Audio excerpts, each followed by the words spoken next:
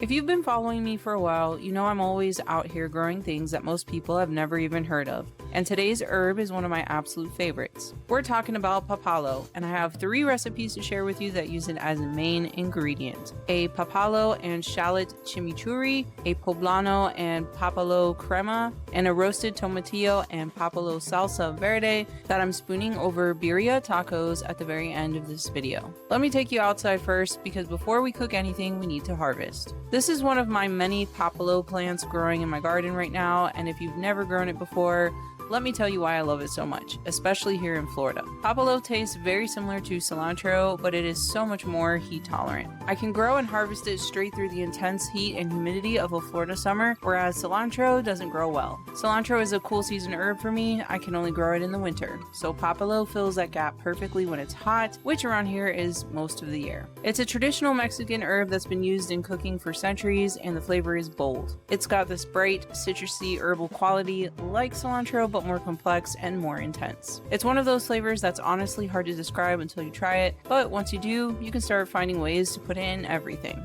All 3 of today's recipes are on my website with full ingredient quantities and step-by-step directions, so make sure you grab that link from the description below. Now let's get started. We're kicking things off with my take on chimichurri. Traditional chimichurri uses parsley, but papalo is a great substitute. This one comes together quickly. I've got my papalo leaves finely chopped, minced garlic, a small shallot finely minced, dried oregano, a small red chili with the seeds removed and diced, red wine vinegar, salt, and fresh cracked black pepper. Everything goes into a bowl and then pour in some olive oil. Stir until it's all combined. Now, the most important step, let it rest for at least 15 minutes at room temperature before you serve so all those flavors can meld together. This chimichurri is great on a steak, some grilled chicken, roasted vegetables, crusty bread. Truly, this herby, garlicky, bright chimichurri goes with just about everything. Next up is the Poblano Papalo Crema. Drizzle it, dip into it, spoon it over grilled meats, roasted vegetables, or some tacos. It's creamy, it's smoky, it's got that papalo brightness that just cuts right through.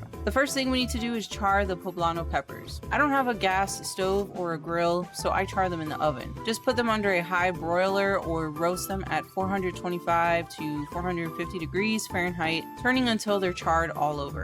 It takes about 15 to 20 minutes. Once they're charred, they go straight into a covered bowl. Let them steam for about 10 minutes. This helps to loosen the skin and makes it peel right off. Then I just use a paper towel to gently rub away that charred skin. Remove the stems, scrape out any seeds, and the poblano peppers are ready. Now into the blender, add sour cream, roasted and peeled poblanos, fresh papalo leaves, garlic, lime zest, lime juice, cumin, and a pinch of salt. Blend it until it's completely smooth. I absolutely love the smoky flavor from the poblanos combined with the fresh herbal brightness of papalo. And we're finishing strong with a tomatillo and papalo salsa verde, and this one is a little different from what you might be used to because we're roasting everything first. This step is what takes it from a good salsa to a great one. To start, have a bunch of green tomatillos and place them on a foil-lined baking sheet along with some peeled and halved onions, halved serrano chilies with the seeds removed, and a clove of garlic. Drizzle everything with some olive oil and roast at 425 degrees Fahrenheit. Roast for 10 minutes, flip everything over, and then roast another 10 minutes. You want some caramelization with a bit of char on the edges. That's where the flavor develops. After it's done baking, take it out of the oven and let everything cool down before moving on to the next step. Once it's cooled, drain off any excess liquid and transfer into a blender. Add some salt, cumin, and fresh papalo leaves. Blend until smooth.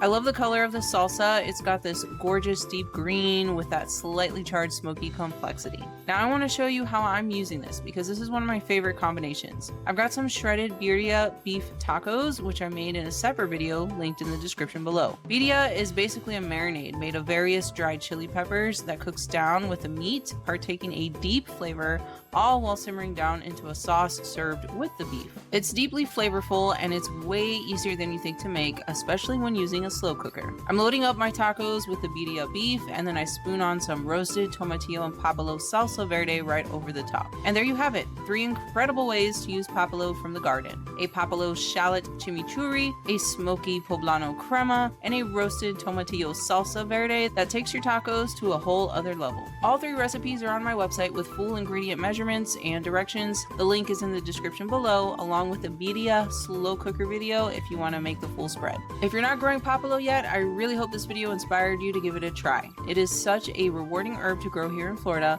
especially in the summer when cilantro just isn't cooperating. I do have a YouTube video guide on how to grow papalo from seed all the way to harvest, which is linked in the description. Thank you for watching, and I hope you enjoy these recipes.